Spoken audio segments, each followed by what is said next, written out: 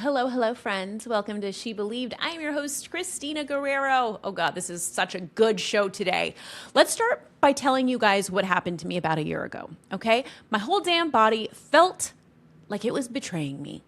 Everything hurt, like from the top of my head to the bottom of my feet. Also, I was always bloated. Also, all the plates that I normally could keep spinning in the air, right? All that multitasking, crashing. I felt like my brain had just clocked out. And I remember thinking, am I dying? Nope. Perimenopause. Except, hold on, wait a minute. I am not old. That is for old ladies, right? Wrong. Millions of women are walking around wondering why they suddenly don't feel like themselves anymore. Like me, you're blaming stress, work, motherhood, aging, vitamins, or lack thereof, except for their hormones. Today's guest is Dr. Erica Montes. She is an OB-GYN, one of the relatively few Latina physicians in the country, might I add. And she's exactly the kind of woman this show celebrates. A woman who believed she belonged in a room where women like her have historically been underrepresented. That gives me all of the feels. And while we could have spent an hour at least talking about that journey, today we are talking about another one: perimenopause, menopause, and hormone replacement therapy.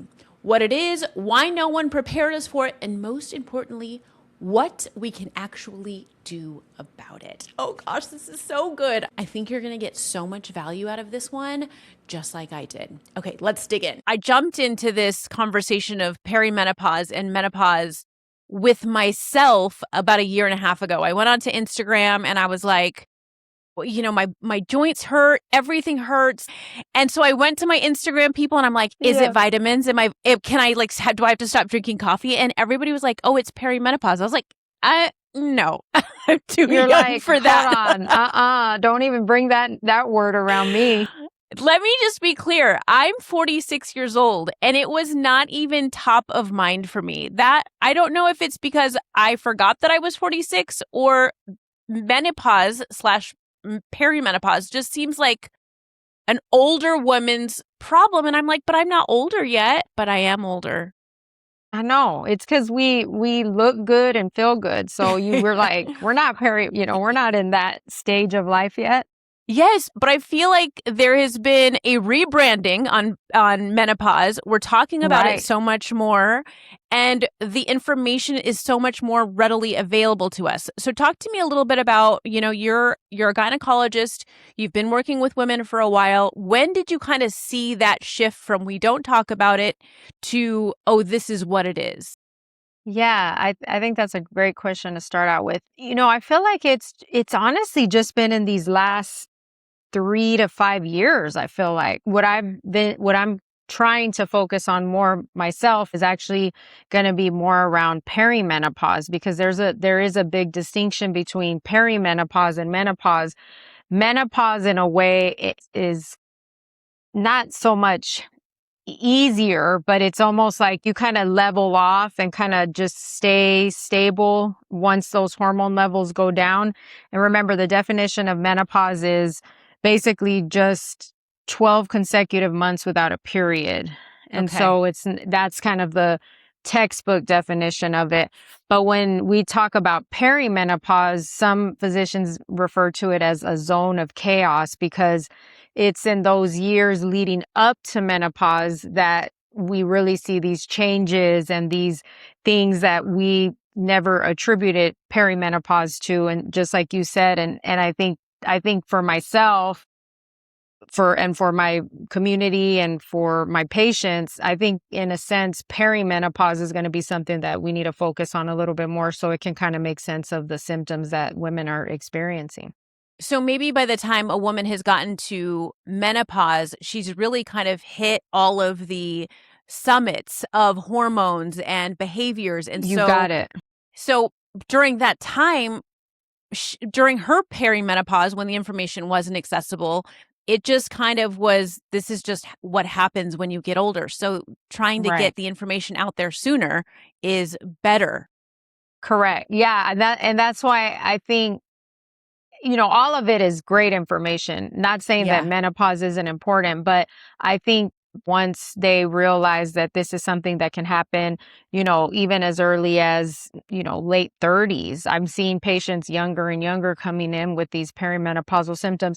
And one thing I always tell patients is I say, look, on social media, you're going to hear every symptom under the sun is due to perimenopause. And while that can be true for some women, we have to keep in mind, though, that we need to rule out other causes of issues. And so we, Oh, we don't ever want to interesting. forget that.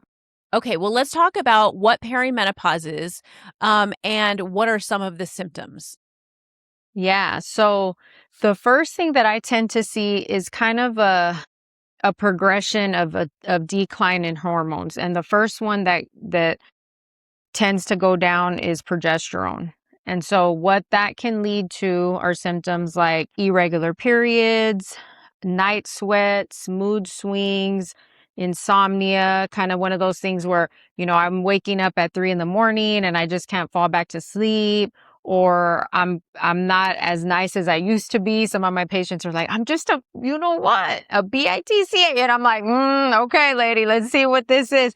But, so that's the first hormone that I tend to see with my patients and kind of what they tell me. And then the second hormone that goes down or that starts to decline is usually going to be testosterone. What I tend to see is when patients tell me things like, I'm just like really tired. I don't have the drive anymore. Like I don't feel like myself. Things are different. Low libido. My metabolism starting to go down. That to me is low testosterone. We check it. It's low. We give them back some testosterone, and sometimes that helps some of those symptoms. And then the last hormone that tends to go down is going to be estrogen or estradiol. And that is what leads to more of those symptoms like the temperature changes, the hot flashes. Some women do have some symptoms of feeling kind of down or really weepy. Anxiety sometimes Hmm. plays a role with low estrogen. And so that's kind of the progression that I tend to see in some of the more common symptoms.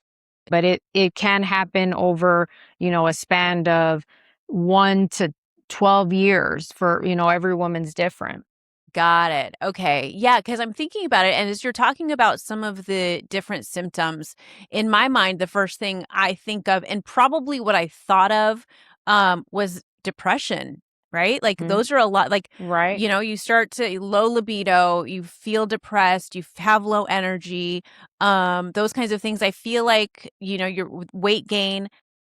I would think that immediately women would probably go to, like, I'm depressed, life is really lifing, there's a lot of things on my plate and stress, and just kind of chalk it up to, like, this is just what it is, not knowing that there is an actual medical, something Reasoning. physically, yeah, something physically going on. Is that kind of like what you're seeing? Yeah, and I said anxiety, and I should have said more depressive symptoms as well.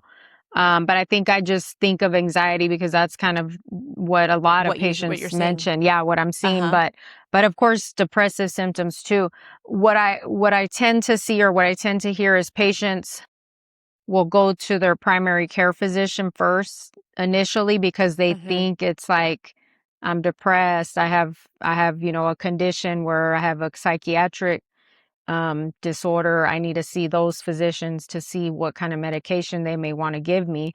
And so they end up giving them an antidepressant or an anti-anxiolytic or anxiety medication, treating just the symptoms, not the root cause, which is Right. the low hormones that are causing those symptoms. Basically, by the time patients get to me, we'll keep them on that medication for a certain period of time, and if I can, once we get their hormone levels situated and we get them back on therapy, or we get them on therapy rather, then we can sometimes wean them off of it. But I do want our listeners to understand that if you do have a history of depression or anxiety prior to perimenopause, the the symptoms can actually be 2 to 3 times worse. And so Mm. because at baseline you already have the change in your neurotransmitters, and because our brain actually has a lot of hormone receptors, that decreases our neurotransmitters like serotonin, which are hormones that make us feel good. So it'll decrease our neurotransmitters even more, and then that's what makes our symptoms even worse. And it's okay to be on the correct hormone therapy and a medication that is for anti-anxiety, for an anti-anxiety or antidepressive medication. But if you don't have that history, and then all of a sudden you're starting to feel these Yes. symptoms, then that's when we need to consider getting, figuring out your hormones and seeing if this is really more like perimenopause. Yes, because I've been on antidepressants, anti-anxiety since I was 19 years old. And so I definitely the symptoms that I started feeling, I really thought, I was like, I'm too young to feel this old. There's a Garth Brooks song. It's like, I'm much too young to feel this damn old. And that's kind of really how I felt. I want to go over some of the because there's the symptoms that we know about or that we've heard about or Yeah. are kind of attached to menopause, like Hot flashes. hot flashes. Everyone right? always That's thinks the number it's just one. hot flashes. Right, exactly. But there's Yeah. anxiety, panic attacks, brain fog, rage, Yes. insomnia, joint pain. That was big for me. Dry eyes, weight gain, loss of libido, vaginal dryness, heart palpitations, frozen shoulder, itchy skin, and urinary changes. I mean, these are all things that if they started happening to me, I think I would be kind of at a loss. Mine was really joint pain. I couldn't believe how much my joints hurt. And I'm like, does not feel right. And I was taking Tylenol, ibuprofen, there was a heating pad involved. I just was like, this does not feel right. But never did it enter my mind that it was menopause and perimenopause, because it's not really attached to that. Yeah. And that's why I think the awareness around perimenopause for like women out there wanting to learn and wanting to get more information about it is going to be even more so important, because that's the time when those hormones are doing these ups and downs. So if you think of a natural cycle, a cycle that happens every month, let's say before perimenopause, at the beginning of the cycle, your estrogen level's low. So let's say it's under 40. And and basically that decline in estrogen is what made you bleed. So it's around 40, and then it starts kind of going up to like about 100, and then it can go up to about 150 to 250 around the time you ovulate, and then it just gradually kind of declines back to that like less than 40 level. But one time I had a patient who we checked her hormone levels and her estrogen was 600. Oh my gosh. And she's like, I know. And she's like, she's like, why do I have symptoms? My estrogen is 600. I should be good, right? It should be like, I'm overflowing with you're like, I got that good stuff. I'm good. And I'm like, ladies, 600 is not normal. Like 600 is way too high. So the reason why patients feel bad is because your estrogen is going from, less than 40 to up to 600, and it's happening very, very fast and in great fluctuation. And so that's what leads to a lot of these symptoms. But that's just like an example of why this perimenopause condition is something we really need to learn about. Do you feel like, for me, when finally I came out of denial and I was like, oh, like the light bulb went on, and also I felt like that means that I could I don't have to feel like this. I don't have to feel like this anymore. So when women are coming in, do you notice, and it's probably changed since you've been in practice, but are they coming in and they're like, they've already self-diagnosed? Or are they like, or like, I know what it is? Yeah, I What do we mean, need to do? I think they already know because when they come in, it's if it's not like their annual and we kind of talk about hormone Yeah. therapy at the same time, they're coming in for a hormone consult or a hormone therapy consult because they kind of have an inkling that their hormones need to be evaluated or their symptoms are due to hormone changes or perimenopause. Um, but and now there's so much access to information like with AI and chat GPT. But I think I'm happy that women want to learn and that they want to not, they don't want to chalk it up to just being like, we're just getting old, or it's just one of those things that we all have to go suffer through. And that's just how life is. And so, I always tell patients that as women, all of us won't necessarily have a pregnancy or have a baby. A lot of it is by choice, but if we live long enough, all of us will eventually go through menopause. Uh, And so we have to keep in mind that we actually spend half of our living years in menopause or in a low hormone state. So, and that's why I mentioned earlier, menopause in a way, once you get past that zone of chaos, menopause in a way is it's not easy, but it's kind of more at a steady, low state. Your hormones are at a low, steady state. So your body kind of knows how to respond. It's like we're in a low hormone state. We have symptoms from that, but your body kind of eventually gets used to it. Not yeah. that no one's symptomatic, but if you didn't take hormone therapy, you still can have symptoms, of course, but it's not going to be as abrupt or as variable as in perimenopause. And so I think it's one of those things where it's just good that women are wanting to learn and wanting to know what's happening, and they want treatment, and we're happy to give it to them and To help discuss it if they're a good candidate. because there is treatment out there. This chaos, this stage of what do you call it? The stage of Zone chaos. of chaos. This zone of chaos. How long does it last, and when does it start? And I know that it's different for every woman, but like, what are we talking about range? In the range of. I would say from what I'm seeing is late 30s is when I see it starting, maybe like 37, 38. And then still the average age of menopause for women in the United States is still 51. And remember, when I say menopause, that means when you go a whole year without a period. That's all that Yeah. means. Now, I do have patients who are 50, let's just say 50, don't have any symptoms at all, nothing. And that's obviously very rare. I would say average, though, where patients really start feeling symptoms is going to be between like 44 to 46. That's Okay. really where I tend to see it. And so I would say it can last anywhere between 1 to 12 years is really what it can be. Wow. I would imagine too that there are still a lot of misconceptions about perimenopause, menopause, and then treatment. What are some of like the myths and the misconceptions that you hear a lot about?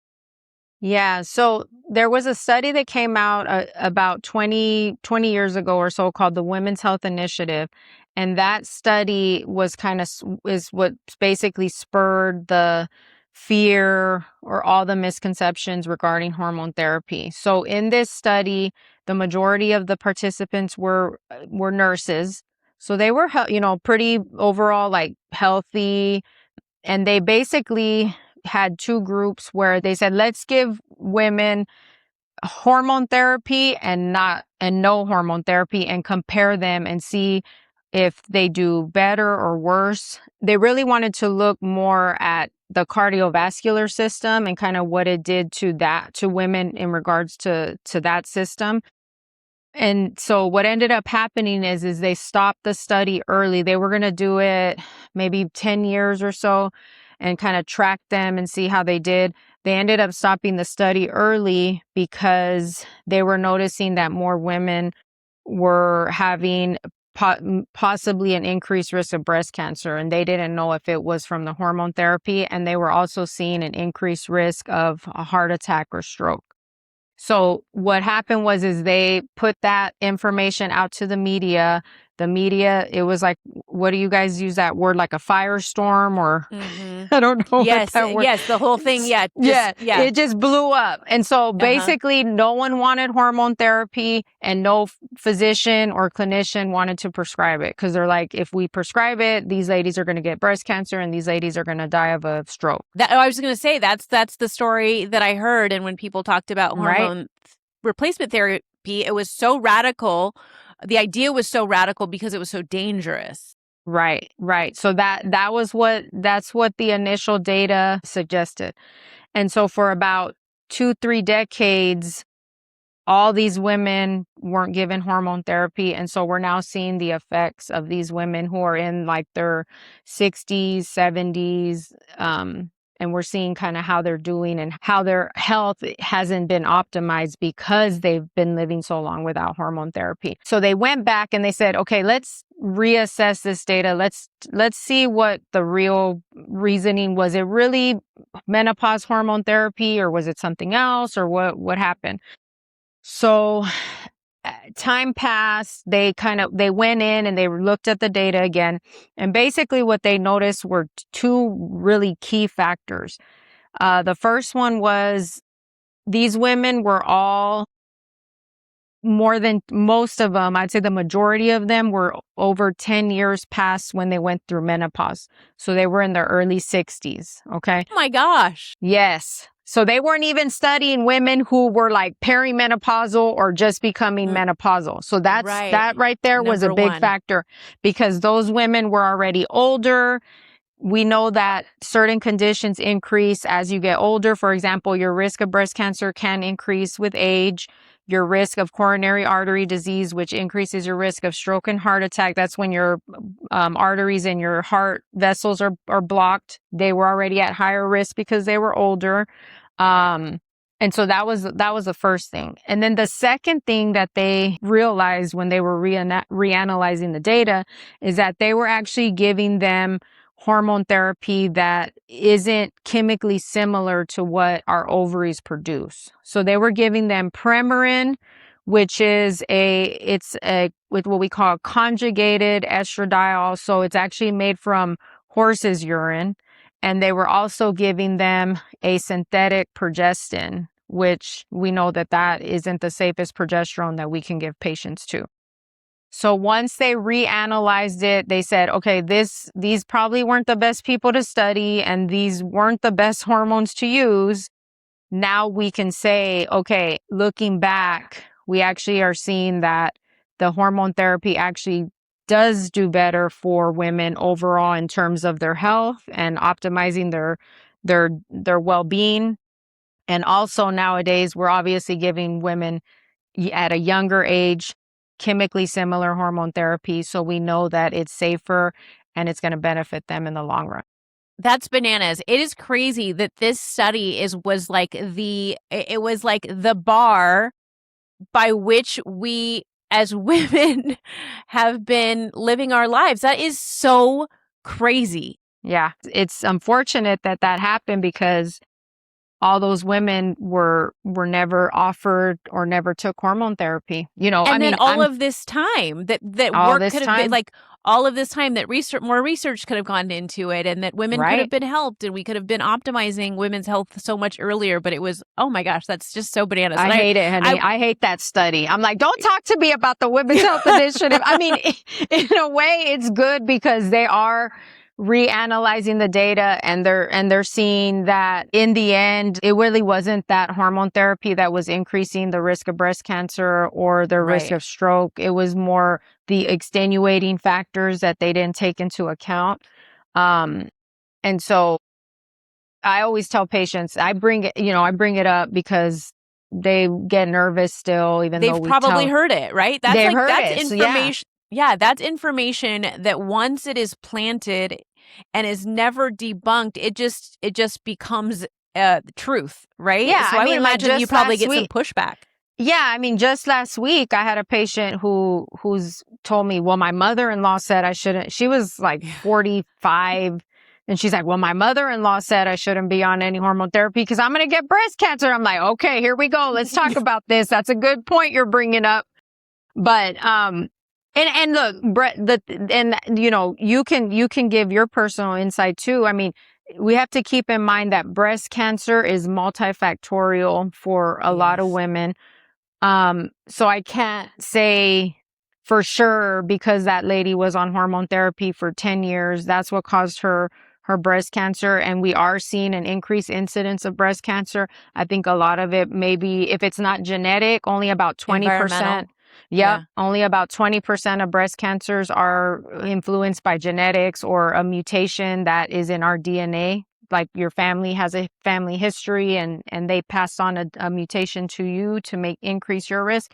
So, you know, 20% only. So 75 to 80% is still going to be due to other factors that, and like you said, you know, environmental. I mean, we're exposed to so many things in our environment.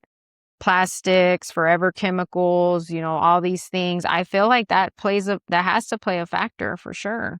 Yeah, definitely. So let's talk about hormone replacement therapy and how it can help. Yeah. So as we said, as the hormone levels are starting to decline, that's what leads to those symptoms that we mentioned at the beginning.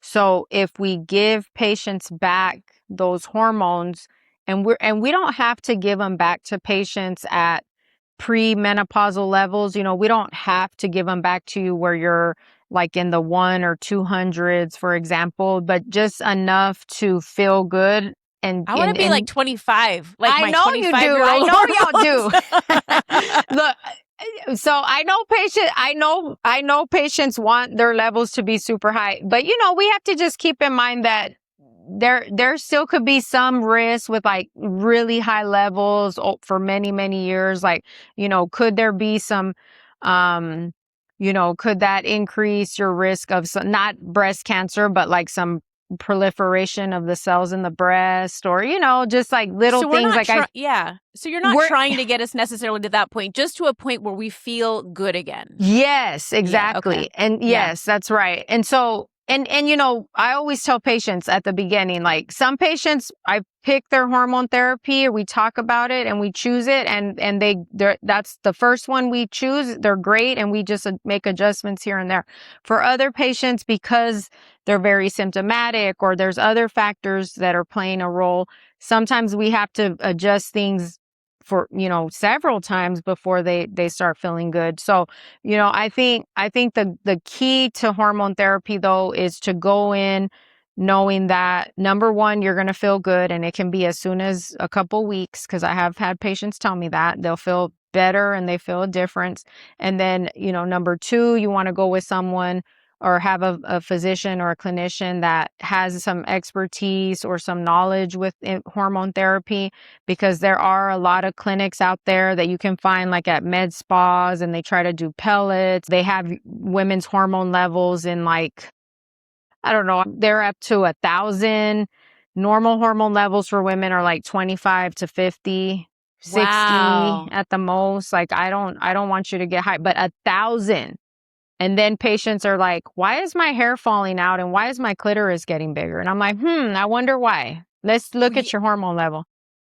And Yeah. so, wow. So my hair is falling out and the clitoris is getting bigger. Why? I mean, so this is, and this is my coming voice from people. is getting deeper, and my voice is, I'll tell you a story about this in a minute. Go ahead. No, you tell me about this story. So I had this one patient who had, she was actually a soprano. She was a singer, and that was her profession. And so she did testosterone hormone therapy for many years. Of course, she felt great. And then all of a sudden she started noticing that she couldn't hit her high notes like she used to. And so and it was because her voice changed, her vocal cords changed. Just like when a boy goes through puberty, their voice gets deeper. Her voice got deeper, and so she couldn't sing anymore. The thing about certain hormone therapies is we don't have to overcompensate or give you super high levels. That shouldn't be the goal with hormone therapy. So I don't like to use the word hormone replacement therapy, because that insinuates that you're trying to replace their hormones back to the levels that they were. We should just be using the term menopause or perimenopause hormone therapy and getting you to levels that are sufficient to help you feel good and are not overboard. Because when you do certain hormone therapies, it can get you to super high levels, and that can have more long-term or permanent side effects or consequences. And so that's why when I talk about hormone therapy, I want our listeners to understand that sometimes on social media, there are certain physicians that make it seem like hormone therapy for everyone. And yeah, if I could give hormone therapy to everyone, I would. But there's so many individual factors that we have to take into account. And I probably can't even count on two hands how many different hormone therapy combinations I have on patients, because it just varies. There's so many possibilities. So number one is, you have to understand that you're going to feel better, but then in the same token, you have to understand that you have to go to someone who can discuss those risks and benefits with you, and also be able to offer you the different options that are out there. You don't want someone who's just going to say, oh, just do this particular hormone therapy and that's good for everyone, because that's not Like necessarily the case. a one size fits all. Yep. Yeah. And there are some docs or clinicians out there who will do that. Just like all of us are individual and we all have different goals and different symptoms, the treatment plan has to be individualized. Are there women that have these symptoms, but they're not candidates? Yeah. So really there's only two candidates that I can think of patients who aren't candidates for hormone therapy. And when I say hormone therapy, I mean traditional hormone therapy like estradiol, which is estrogen, progesterone, and testosterone. Because there are treatment options for patients who don't fit into it that can still help, but they're just not hormones. And so, number one is active breast cancer, of course, because some of these breast cancers a lot of them are estrogen and progesterone receptor positive, not breast cancer survivors, which is different, but active breast cancer. That's why patients who, as soon as they get diagnosed, they would have to stop their hormone therapy. And then over time, as they finish treatment and, they get to that point, then they're able to, depending on the situation and everything, they may be a candidate for hormone therapy. And then the second one would be someone who has a history of what we call VTE or thrombolytic events. So that includes things like if they've had a DVT, which is a blood clot in the veins in their legs, or they've had a PE, which is a blood clot in the veins in their lungs. Those patients can have a higher risk of clotting again. There's still some patients that I would consider, depending on the history and why they got the clot and the whole story. But we definitely will have to be a lot more careful with those patients for sure. I can only speak for myself, and I know that a lot of women out there feel this way, but I had been going to my own gynecologist before I came to you, and the couple of times that I would bring up, my symptoms or how I was feeling, from weight gain to my joint pain, it just was kind of met with, yeah, that's just how it goes. Like, okay. What kind of advice do you have to women to advocate for themselves when this is kind of, I just figured, well, geez, I guess they would tell me if this was a problem. I told them my symptoms. They told me this is just what happens when you get older. And I just walked away until I reached out to you. And I was like, I need comprehensive information. Is this too much to ask? And you're like, no, it's not too much to ask. So how would you want women to advocate for themselves? So the first thing I'll say about that, and thank you for saying that. I appreciate it. Not all OB-GYNs know about hormones. And I hate saying that because that's my crew. What I would tell patients is, I think it is good to go to your OB-GYN first, or a primary care doctor if you trust them and you've been with them for a while. But if they tell you that, then you can basically turn the question around and say, okay, I feel like perimenopause may not be something that you focus on. Who is someone in my community that I can go to? And if they're, decent physicians and they want to help their patients, there shouldn't be any feelings hurt or anything. Well, I could just speak for myself after seeing you and starting my own treatment for hormone replacement therapy. I just feel like already my joint pain is better, my pain is better. One thing that I hadn't that I kind of mentioned when we talked is I was like, I've got this 10 pounds that just won't quit, like just will not go anywhere. And I don't know that I've lost it or haven't lost it, but my gut is completely different. Great.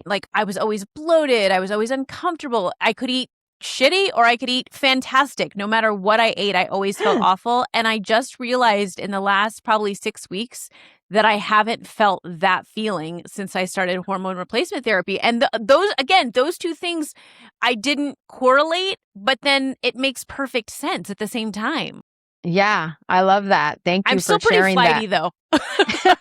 I'm still pretty brain foggy. I'm like, is that perimenopause or is that just parenthood? I know, right, lady? These kids, and we have boys too, so who knows what they're doing to us. And I think it's good, like after several months, 4 to 6 months, we check in with each other, talk again, talk with your physician again, who's helping you with hormone therapy, and see what adjustments can be made, or, can we go up on something? Can we add something else? I think that's the key there. Another thing I'll just quickly say about hormone therapy, which I think is very, very important. There's not enough information about vaginal estrogen therapy. Tell me about this. Hormone therapy in general, there's systemic hormone therapy and there's localized hormone therapy. Systemic are things like a estradiol patch, a progesterone capsule, a testosterone cream. When we say systemic, that's for your whole system, your whole body, right? And then on the other hand, there's localized estrogen therapy, which is essentially localized to the vaginal tissue. And so we have to keep in mind that our vulva, which is the external genitalia, our vagina, which is the internal canal, and our bladder actually have a lot of estrogen receptors. And as patients get older, there's a condition called genital urinary syndrome of menopause, or GSM. And what that means is basically as we continue to be in a low estrogen state, the estrogen in those tissues continue to, basically start causing a lot of symptoms. Some listeners may know some grandmas or older ladies who have gone through something like this, but it's kind of common for women to have UTIs as they get older, or they can get septic where there's blood, bacteria in their blood. And then they can even, pass from that, or they can end up in the ICU. And so we actually know now that if we give estrogen back to the vagina, we have patients put it on the inside, or even just at the opening and by the pee hole or the urethra 2 to 3 times a week. That can help with things as simple as just like feeling not as irritated, getting rid of burning. It can help with urinary urgency, frequency, painful intercourse, and it can even save lives, because that will decrease the risk that women will get UTIs and then possibly end up septic. God, we just keep taking the hits, man. I know, lady. I know. So I have that series coming out, and I talk a lot. I talk about 3. I kind of broke it up into 3 important components. So I can't wait to share that with everyone. I love that. And of course, I can't let you go without talking about being the Latina gynecologist, which first of all is how I found you, because anytime I see a Latina sister who's doing the thing, that just makes me so proud. But talk to me a little bit about Latinas and perimenopause and menopause, and culturally kind of where we land within that. Yeah, I love that. Thank you for bringing that up. There was a study that they did that started in the 1990s. It was called the SWAN study. And what they wanted to do is they wanted to see, how does menopause affect women, but like from a racial perspective. So they did like a multi-racial study. They took white women, black women, Latinas, Asians, and they did find that Latinas and black women, so women of color, actually do experience menopause symptoms earlier and for a longer duration. But what they found was it wasn't purely biological. What it ended up coming down to more was like socioeconomic factors like chronic stress, diet, environmental factors, lack of access to care, inability to find a Spanish speaking physician. And then, there's also this like history of mistrust in the healthcare system. And so women probably wouldn't want to talk about these issues with someone. And growing up, like I didn't even know what my period was. Like my mom never, and I went to ask her that when she came and say, "Hey, how come you didn't tell me about my period?" But we don't grow up talking about these things.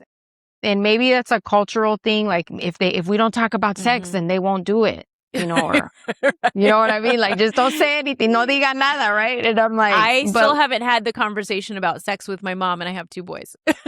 There you go. She still hasn't talked to me about it. Me either. And my mom was just here, lady. So I think it's one of those, it's like a cultural thing, like we just don't say anything. Everything's going to be okay. But you know what? As the years have progressed, especially now, like in 2025, 2026, more Latinas or even Spanish speaking patients that I have are definitely more open to it. So I'm happy that the times are changing from that perspective. And I just am so grateful that this conversation, at least for me and my generation, our generation, where it's just like 10 years ago, nobody was talking about it. Now we are talking about it because it's affecting us so deeply. I also wonder if there was shame attached to it, right? If you're in menopause, that means you're old. That means you're not attractive anymore. That means you're not desirable anymore. Like all of these other things that are attached to it as well. Yeah. Yeah. We're the times are changing, and we're going to be even healthier and better in the second half of our lives. Hey, you're still here. Man, your dedication to get to the end, that's inspiring. I'd be so grateful if you hit that follow button and share this episode. And if you really loved it, hey, leave a review, because validation is my love language. Until next time, in the immortal words of Journey, don't stop believing.